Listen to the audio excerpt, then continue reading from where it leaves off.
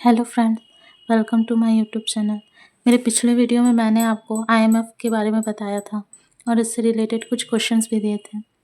पहला क्वेश्चन था IMF was stabilized in which year. IMF कब एस्टेबलाइज्ड हुआ था? इसका आंसर होगा 1945। सेकंड क्वेश्चन है the headquarter of IMF is located at. IMF का हेडक्वार्टर कहाँ पे है? इसका आंसर है Washington DC. Second question is IMF was stabilized at which conference. IMF है जो वो किस कॉन्फ्रेंस में स्टेबलाइज्ड हुआ था? इसका आंसर होगा ब्रेटन वुड कॉन्फ्रेंस। और आज मैं वर्ल्ड ट्रेड ऑर्गेनाइजेशन यानी WTO की इंफॉर्मेशन आपको देने जा रही हूँ। वर्ल्ड ट्रेड ऑर्गेनाइजेशन एक इंटरनेशनल ऑर्गेनाइजेशन है जो कंट्रीज़ के बीच ट्रेड को रेगुलेट करता है। WTO का मेन एम फ्री, फेयर और स्मूथ इंटरनेशनल ट्रेड को प्रमोट करना है। इसका बैकग्राउंड क्या है? WTO बनने से पहले दुनिया में गेट रहता था, जिसका फुल फॉर्म है general agreement of trade, tariff and trades. और इसकी स्थापना जो थी, इसकी शुरुआत जो थी वो 1947 में हुई थी। गेट एक एग्रीमेंट था, ऑर्गेनाइजेशन नहीं था। इसका मेन ऑब्जेक्टिव था टैरिफ्स कम करना और इंटरनेशनल ट्रेड बैरियर्स को रिड्यूस करना।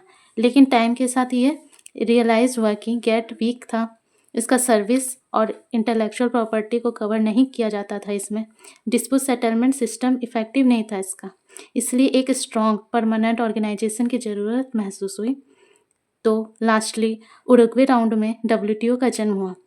1986 से 1994 के बीच उरुग्वे राउंड ऑफ नेगोशिएशन चला। ये ट्रेड नेगोशिएशन का सबसे इम्पॉर्टेंट राउंड माना जाता है। इस राउंड का आउटकम्स क्या था? गुड्स के साथ साथ सर्विस और IPR को इंक्लूड करना, स्ट्रॉन्ग डिस्प्यूट सेटलमेंट मैकेनिज्म बनाना, एक नई ग्लोबल ट्रेड ऑर्गेनाइजेशन बनाना। 15 अप्रैल 1994 को माराकेस यानी मोरक्को में माराकेस एग्रीमेंट साइन हुआ और 1 जनवरी 1995 को वर्ल्ड ट्रेड ऑर्गेनाइजेशन एस्टेब्लिश्ड हुई। तो चलिए इसके बारे में आगे पढ़ते हैं हम लोग। World Trade Organization is an international organization that regulates and promote free international trade. WTO जो है वो इंटरनेशनल ऑर्गेनाइजेशन है जो वर्ल्ड में फ्री और स्मूथ ट्रेड को रेगुलेट करती है। इसका स्टेबलाइजमेंट 1 जनवरी 1995 को हुआ है और ये उरुग्वे राउंड का आउटकम्स है। इसका हेडक्वार्टर जेनेवा स्विट्ज़रलैंड में है और ये गेट को रिप्लेस करके आया है जो कि 1947 में बना था।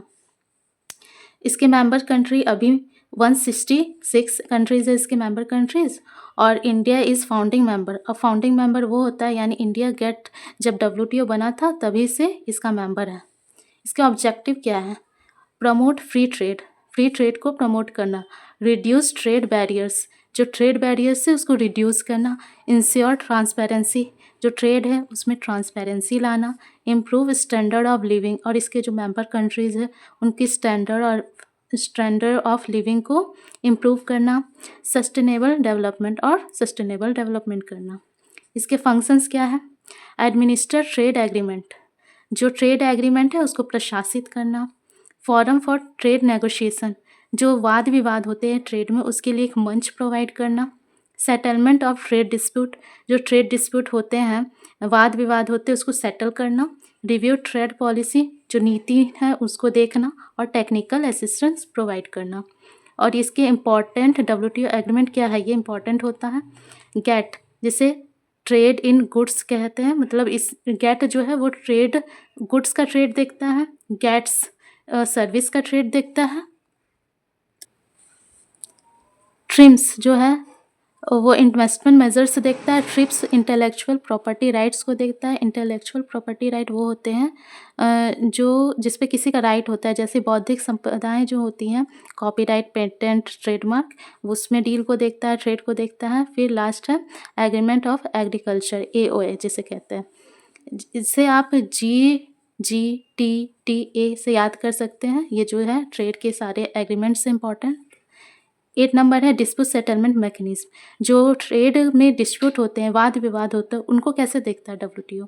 बाइंडिंग डिसीजन लेता है, प्रिवेंट ट्रेड वॉर्स को देखता है और डिस्प्यूट सेटलमेंट बॉडी भी है इसकी, जो इन सारे वाद विवाद को देखती है और इससे जो ट्रेड है वो स्मूथली होता है। इंडिया एंड डब्ल्यूटीओ का क्या रिलेशन है? Support developing Nations. जो डब्ल्यूटीओ है वो डेवलपिंग नेशंस को सपोर्ट करता है। इंडिया एक डेवलपिंग नेशन है, इसलिए डब्ल्यूटीओ उसको सपोर्ट करता है। एग्रीकल्चर सब्सिडी देता है, फूड सिक्योरिटी प्रोवाइड करता है और पब्लिक स्टॉक होल्डिंग को भी देखता है। अब डब्ल्यूटीओ और गैट में अंतर क्या है इसका डिफरेंस? परमानेंट ऑर्गेनाइजेशन है। डब्ल्यूटीओ जो है वो परमानेंट ऑर्गेनाइजेशन है और गैट बस एक एग्रीमेंट था। इस जो डब्ल्यूटीओ उसमें गुड्स सर्विस और आईपीआर को भी कवर किया जाता है, लेकिन गैट जो था सिर्फ गुड्स में डील करता था, गुड्स के ट्रेड को देखता था। डब्ल्यूटीओ स्ट्रॉन्ग डिस्प्यूट सेटलमेंट करता है और गैट बस वीक था, क्योंकि गैट का जो ऐसा सिस्टम था जिसमें अगर कोई कंट्री चाहे तो वो उसको रूल को फॉलो कर भी सकती थी और नहीं भी कर सकती थी, पर डब्ल्यूटीओ की मेंबर कंट्रीज़ को इसके रूल को फॉलो करना ही पड़ता है। इसके कुछ क्रिटिसिज्म भी है। डोमिनेंस ऑफ डेवलप्ड नेशंस जो है ये पक्षपात करता है डेवलप्ड नेशन और डेवलपिंग कंट्रीज़ के बीच। एग्रीकल्चर इश्यूज़ अनरिजॉल्व, जो एग्रीकल्चर इश्यूज़ है वो इसके अनरिजॉल्व रहते हैं, सॉल्व नहीं हो पाते हैं।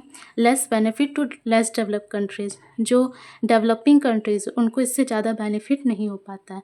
तो यहाँ पे मेरा जो डब्ल्यूटीओ का टॉपिक ख़त्म होता है। अब इससे रिलेटेड कुछ क्वेश्चंस मैं पूछूंगी, इसका आंसर आप मुझे कमेंट सेक्शन में दीजिएगा और हाँ, मेरे चैनल को सब्सक्राइब भी कीजिएगा।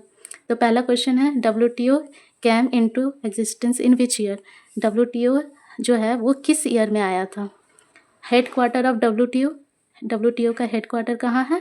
और which round led to the stabilisement of WTO? किस राउंड में डब्ल्यूटीओ का स्टेबलाइजमेंट हुआ था? इन तीनों क्वेश्चंस के आंसर आप मुझे कमेंट सेक्शन में दे सकते हैं और मेरे चैनल को सब्सक्राइब और लाइक भी करें। Thank you for watching.